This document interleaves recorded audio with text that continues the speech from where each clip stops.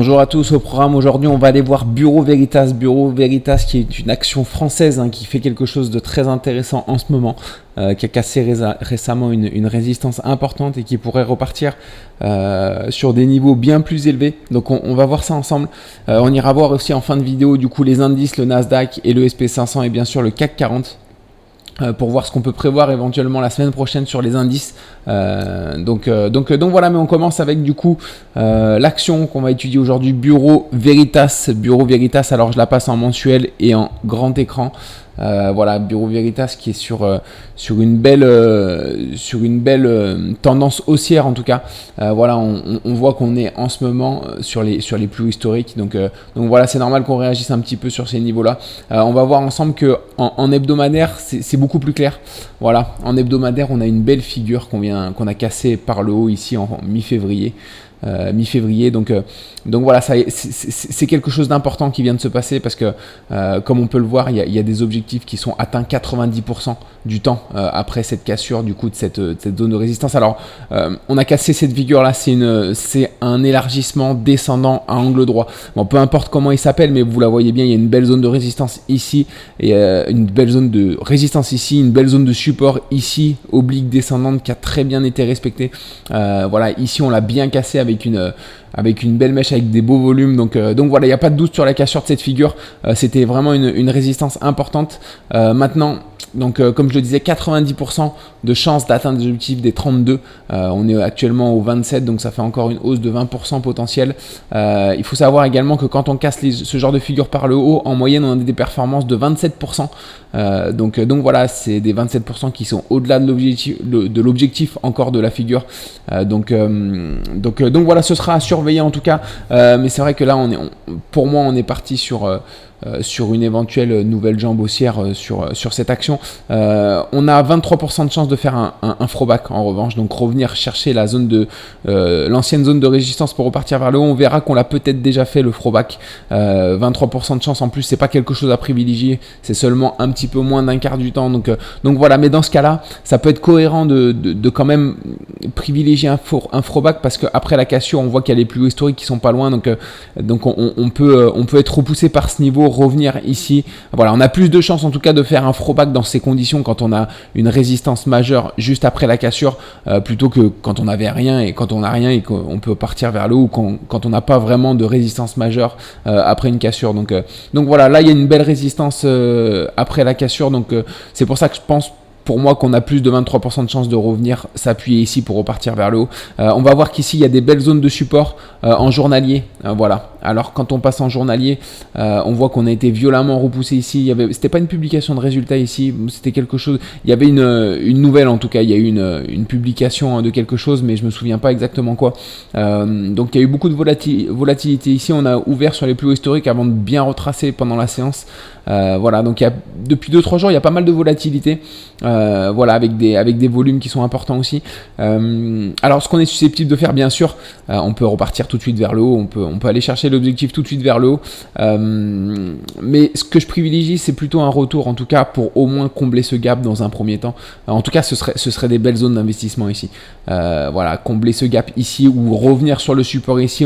Il va falloir surveiller ce qui se passe ici, des éventuels, il va falloir se mettre en recherche d'éventuels retournements ou de figures de retournement qui annoncent peut-être un nouveau départ à la hausse pour aller rejoindre ses objectifs.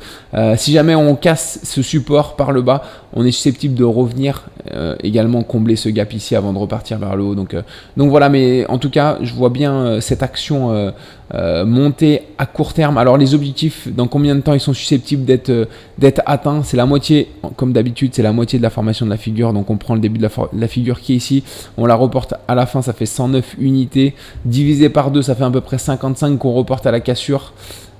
Donc voilà, donc les objectifs devraient être atteints normalement en moyenne ils sont atteints ici, donc en mars 2025. Donc voilà, d'ici un an, on est susceptible en moyenne de rejoindre ces objectifs. Après, c'est une variable qui est difficile à... Enfin voilà, ça reste quand même des données variables. Hein. Des fois, c'est avant, des fois, c'est largement après qu'on atteint ces objectifs. Des fois, on ne les atteint jamais aussi. Ça reste 90% du temps. Mais 90% du temps, il reste 10% du temps où on ne les atteint pas. Donc voilà, on va voir ça. Ça va dépendre aussi du marché, du CAC 40, des indices américains aussi, forcément. Donc voilà. En tout cas, une belle configuration haussière ici qui nous laisse entrevoir une belle poussée dans les prochaines semaines pour aller gratter 15-20% je pense sur cette action. Donc voilà, mais attention ici sur cette zone, peut-être qu'on partira pas tout de suite à la hausse, peut-être qu'on va avoir de belles zones de prise de position un petit peu plus bas dans les prochaines semaines. Donc on va suivre ça ensemble ces prochaines semaines. Bureau Veritas qui peut être un investissement intéressant à venir. Du coup c'est tout pour Bureau Veritas. On va aller voir les indices, le SP500. Alors vendredi, le SP500, je vais mettre le graphique journalier en gros plan. Donc on est allé rejoindre la résistance comme on l'avait prévu après la cassure de ce triangle symétrique de sommet. Donc du coup on a plus ou moins atteint les objectifs, je pense, de ce triangle symétrique. Maintenant, qu'est-ce qu'on va faire? C'est difficile à prévoir. Comme je le dis depuis plusieurs semaines maintenant, les biseaux ascendants sont des figures fortement baissière en tout cas. Dans la plupart du temps on les casse à la baisse pour aller rejoindre les objectifs qui sont atteints 63% du temps, les 4110, mais encore une fois je pense qu'on a plus de chances de venir chercher les 4600. Il y a une belle zone de support ici, il y en a d'autres aussi un petit peu plus haut, donc voilà, je vois mal les indices revenir une nouvelle fois encore aussi bas. Donc voilà, après on peut très bien faire une échec de figure, c'est-à-dire sortir latéralement ici sans donner une direction précise ou continuer la hausse régulière qu'on est en train de faire ici, parce j'ai l'impression qu'on est aussi dans un immense canal un peu comme ce qu'on peut voir sur le Nasdaq actuellement. Donc voilà, le SP500 on va voir peut-être revenir chercher le support, mais c'est vrai que c'est difficile à prévoir maintenant que la figure se termine, ce qu'on peut venir faire. On peut revenir également rechercher un petit peu plus bas un support pour repartir ensuite vers le haut. Donc voilà pour le SP500. Concernant le Nasdaq, je vais le mettre en daily également. Je vais mettre le graph daily en gros plan. Voilà, on est dans ce beau canal ici. On a cassé ce double bottom de continuation. Ce potentiel double bottom de continuation, on l'a cassé, on vient faire un throwback. Est-ce qu'on va repartir vers le haut tout de suite pour aller rejoindre la résistance?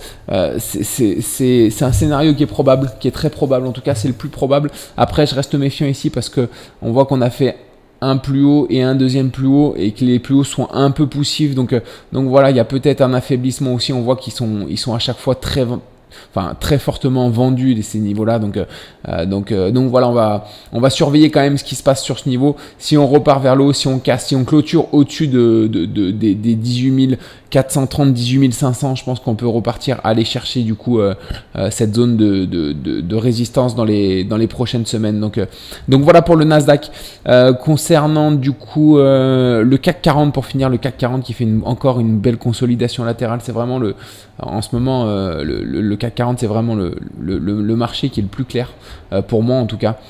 Donc voilà, pour rappel, on avait fait un beau drapeau ici qu'on a cassé par le haut. Les objectifs de ce drapeau sont ici, les 8150, je le rappelle, c'est le début de la tendance reportée à la cassure qui nous amène ici. Donc très intéressant pour le CAC 40. Et là, on voit qu'on est en train de faire de nouveau, alors je vais le redimensionner, de nouveau une belle consolidation latérale ici qu'on est susceptible de recasser par le haut pour une continuation haussière cette semaine. Bien qu'on ait fait un excès ici, je pense que c'est pas forcément quelque chose qu'on doit prendre en compte. Donc voilà, je privilégie une cassure haussière, en tout cas une continuation haussière pour le CAC 40 qui nous rapprocherait des objectifs de ce drapeau qui sont les 8650, sachant que ça ressemble également à une sorte de drapeau ici. Si on reporte du coup voilà cette hauteur à la potentielle cassure, on se rapprocherait également des mêmes zones.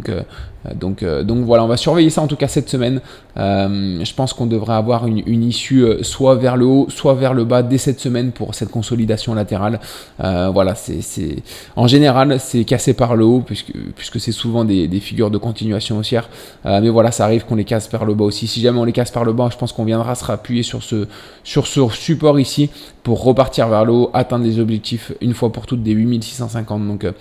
Donc voilà, on va suivre ça en tout cas ensemble. C'est tout pour moi pour ce week-end. Je vous souhaite une excellente fin de week-end et puis on se retrouve mardi matin pour le bilan de la journée de lundi. Excellente fin de week-end à vous tous, à très vite.